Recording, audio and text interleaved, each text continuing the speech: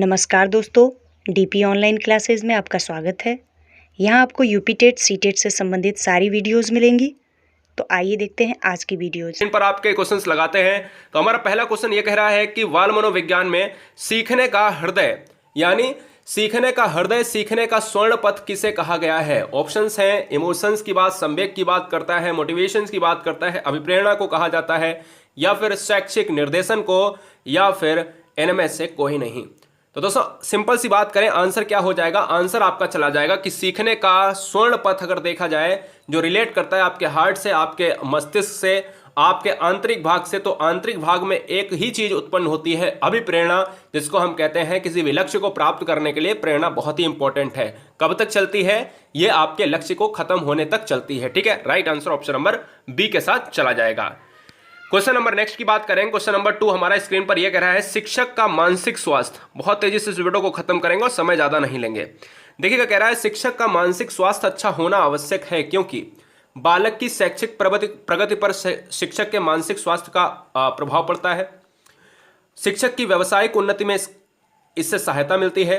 इससे शिक्षक की प्रतिष्ठा बढ़ती है या शिक्षक में अपने व्यवसाय के प्रति रुझान पैदा होता है। तो बताएंगे क्या हो जाएगा इस क्वेश्चन का राइट आंसर? फटाफट इस क्वेश्चन का राइट आंसर आपको बताना है। तो देखिएगा, अगर हम बात करें इस क्वेश्चन के लिए तो राइट आंसर बच्चे कह रहे हैं सर ऑप्शन नंबर फर्स्ट के साथ चला जाएगा। बालक की शैक्षिक प्रगति पर शिक्षक के मानसिक स्वास्थ्य का बिल्कुल प्रभाव पड़ता है। अगर शिक्षक आदर्श रूप से बर्ताव करेगा तो बिल्कुल बच्चा ही कहीं ना कहीं बहुत कुछ सीखेगा, लेकिन इसके विपरीत अगर शिक्षक का व्यवहार निगेटिव जाएगा तो बच्चा नेगेटिव की तरफ बढ़ेगा, बच्चा भी कुंठा से ग्रसित होगा। सिंपल सी बात है, ऑप्शन नंबर फर्स्ट के साथ चला जाएगा। चैनल को सब्सक्राइब इस बेस पर कर ले। हर बहन हर भाई जिस भी स्टेट से है मुझे कमेंट करें। हर बहन हर भाई का सिलेक्शन चाहिए मुझे, एक ही मोटिव, एक उद्देश्य, अगले साल तक सरकारी सीट। ठीक है जी हाँ, सुबह 11 से लेकर रात के 11 बजे तक क्लासेस यहां पर प्रोवाइड होती हैं। क्वेश्चन नंबर 3 की बात करेंगे। अनुसंधान जो सामाजिक समस्या से संबंधित होता है, गाइस बहुत अच्छी तरीके से ध्यान दीजिएगा।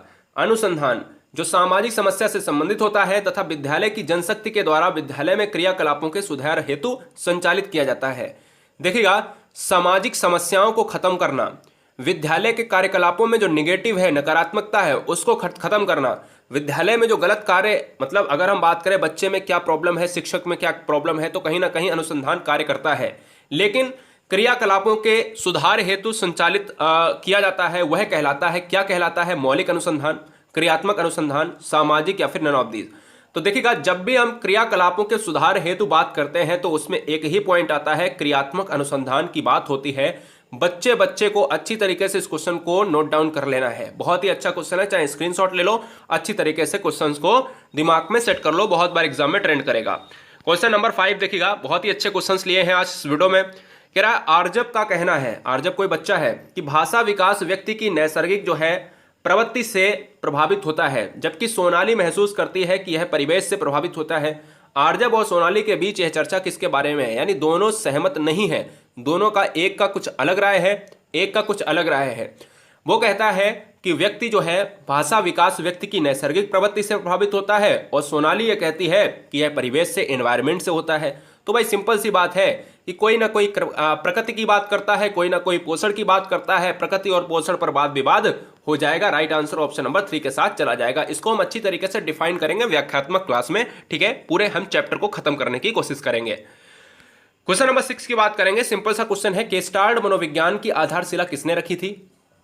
फ्रांज वेंटोनो ने, मैक्स वर्दिमर ने, एडगर रूबिन ने, या फिर कर्ट लेविन ने? बात करेंगे गेस्टाल्ट मनोविज्ञान। गेस्टाल्ट बात की बात करें तो 1920 की बात आती है, 1920 से 1922 तक। ठीक है, तो यहां पर क्या होता है कि गेस्टाल्ट मनोविज्ञान की बात करते हैं तो आप कहते हो सर गेस्टाल्टवाद की मतलब क्या होता है? तो इसका मतलब होता है पूर्ण आकृति होता है। ठीक है, पूर्ण आकृति होता है, जिसका प्रतिपादन किया था मैक्स वर्दिमर ने। और यहां से आते हैं गेस्टाल्टवादी में कोफ्फा आ जाते हैं, कुर्ट आ जाते हैं, लेविन आ जाते हैं, ये सभी गेस्टाल्टवादी हैं। ठीक है ना, लेविन आ जाते हैं, कोहलर आ जाते हैं, तो ये सब क्या है? गेस्टाल्टवादी हैं।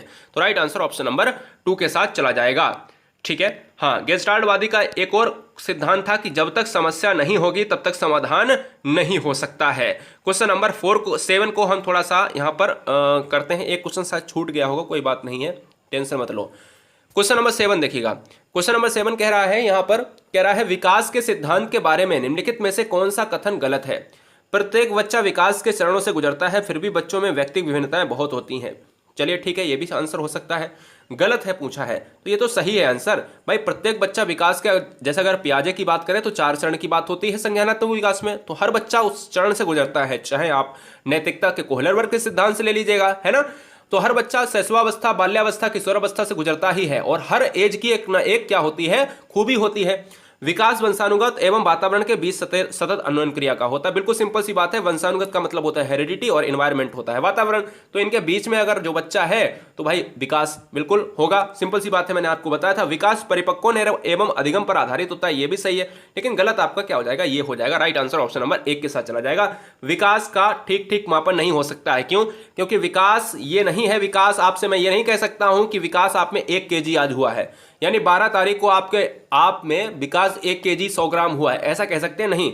या मैं आपसे कह सकता हूं कि विकास आप में 1 सेंटीमीटर हुआ है, वो अभिवृद्धि होती है। विकास को अमूर्त रूप से जाना जाता है, विकास का मापन नहीं हो सकता। मैं ये भी नहीं कह सकता विकास आप में 1 लीटर हुआ है आज, है ना, तो माप नहीं सकते उसको। तो अच्छी तरीके से इस चीज को समझिएगा। क्वेश्चन नंबर नेक्स्ट की बात करेंगे। वेंडुरा का कथन है कि बच्चे प्रतिक्रियाएं प्रतिमानीकरण द्वारा सीखते हैं, जिसको डॉट डॉट भी कहा जाता है। वेंडुरा के बारे में आप सभी जानते हो कि कहीं ना कहीं बच्चे देखकर चीजों को सीखते हैं।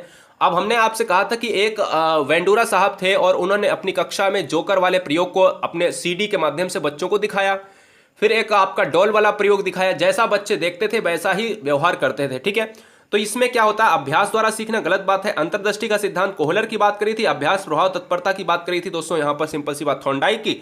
पुरस्कार द्वारा सीखना यह नहीं था। लेकिन ऑप्शन नंबर 3 निरीक्षणात्मक अधिगम वेंडुरा के सिद्धांत से बहुत ही इंपॉर्टेंट क्वेश्चन है, अच्छी तरीके से याद रखिएगा। Option number 3 is right answer हो जाएगा। क्वेश्चन नंबर नेक्स्ट की बात करेंगे। सीखने की प्रक्रिया में विद्यार्थी द्वारा की गई त्रुटियों के संबंध में आपकी दृष्टि में निम्नलिखित में से कौन सा कथन सर्वोत्तम है? सीखने की प्रक्रिया में विद्यार्थी द्वारा की गई त्रुटियों के संबंध में आपकी दृष्टि में निम्नलिखित में से कौन सा कथन सर्वोत्तम है? तो दोस्तों राइट आंसर हो जाएगा आपका ऑप्शन नंबर क्या हो जाएगा, 2 हो जाएगा। त्रुटियां अधिगम प्रक्रिया का भाग होती हैं, और यही हम बार बार आपसे कहते हैं कि आपका वीडियो आप जब देखते हो तो क्या होता है, त्रुटियां आपसे होती हैं और आप कहते हो, मायूस हो जाते हो कि सर 30 में से 15 ही सही हुआ, 30 में से 20 ही सही हुआ, 30 में से 25 सही हुआ। तो ये बहुत ही अच्छी बात है कि आपका इतना सही हुआ है।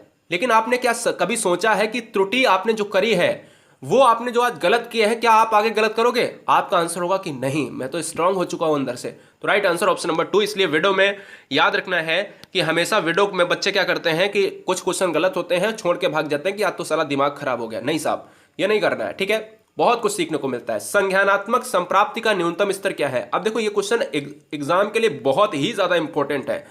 क्यों इंपॉर्टेंट है? क्योंकि हमेशा बीएस ब्लूम टैक्सोनॉमी सिद्धांत से हमेशा क्वेश्चन आया है, और हमेशा क्वेश्चन आया, बच्चे नजरअंदाज कर जाते हैं। लेकिन याद रखना, बीएस ब्लूम का सिद्धांत देखे बिना एग्जाम देने मत जाना।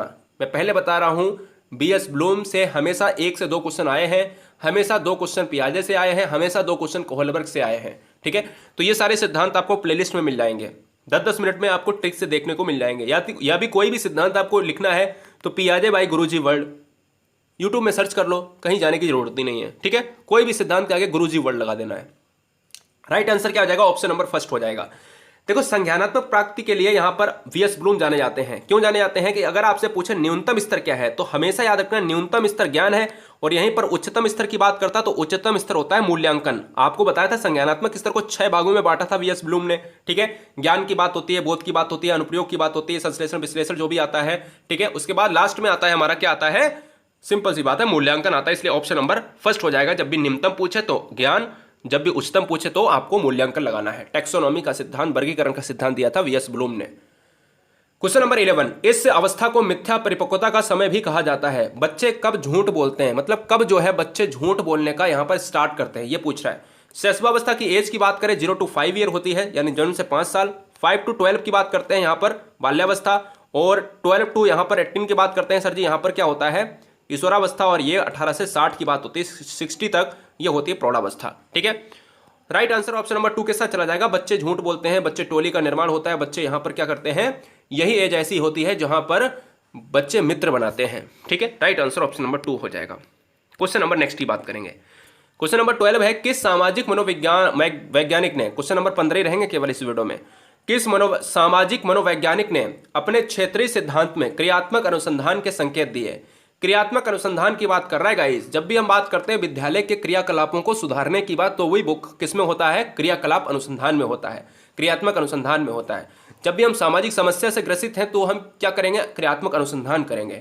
Right answer option number Kurt Lewin के साथ चला जाएगा। पावलोव जाने जाते हैं रशियन वैज्ञानिक कुत्ते पर प्रयोग के लिए शास्त्रीय अनुबंधन का सिद्धांत भी दिया है। फ्रायड सिगमंड फ्रायड चेतन अचेतन के बारे में मनोविश्लेषणवाद के सिद्धांत के लिए रूप में जाते हैं, सिगमंड फ्रायड की बात करते हैं। ठीक है, रूसो की बात करते हैं तो रूसो की पुस्तक आपको कमेंट करनी है, एक मोस्ट पुस्तक आपको कमेंट करनी है कि रूसो की पुस्तक क्या है। मैंने आपको पुस्तकों वाली वीडियो अभी मैंने कुछ ही दिन पहले ट्रिक से सारी ट्रिक हमने आपको समझाई है। ठीक है, राइट आंसर ऑप्शन नंबर 4 के साथ चली जाएगी।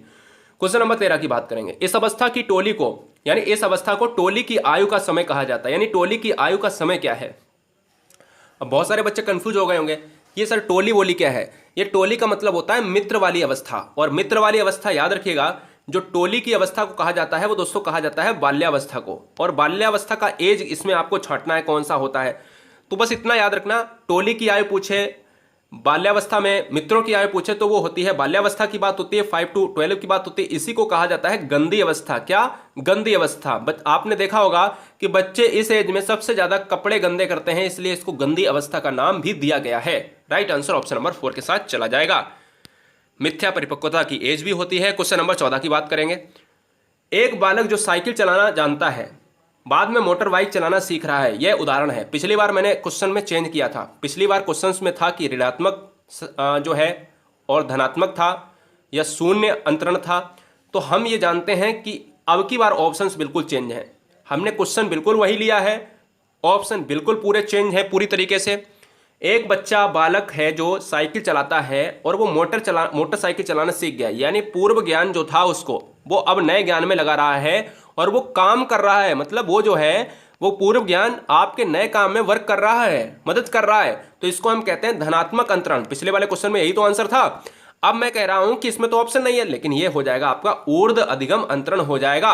राइट आंसर ऑप्शन नंबर 2 हो जाएगा।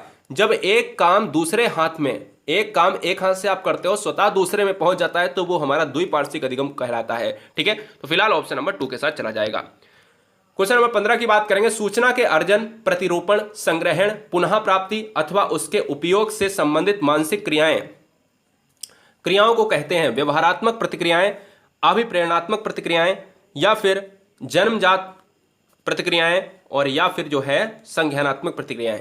तो देखिएगा, सूचना के अर्जन की बात करते हैं, उनको अपने दिमाग में बैठाना। पहले हम चीज़ों को कलेक्ट करते हैं और चीज़ों को पढ़ते हैं, फिर हम क्या करते हैं उसका रूप तैयार करते हैं, संग्रहण करते हैं, और फिर हम क्या करते हैं, हम अपने दिमाग में एक मेमोरी सेट कर लेते हैं, और जरूरत पड़ने पर हम क्या करते हैं, पुनः प्राप्ति के लिए पुनः स्मरण करते हैं, और इन मानसिक क्रियाओं को हम कहते हैं संज्ञानात्मक प्रतिक्रिया। तो right answer option number D के साथ चला जाएगा। क्या सर जी? डी के साथ। ऐसे ही हमारे और वीडियोस देखने के लिए हमारे चैनल को लाइक करें, सब्सक्राइब करें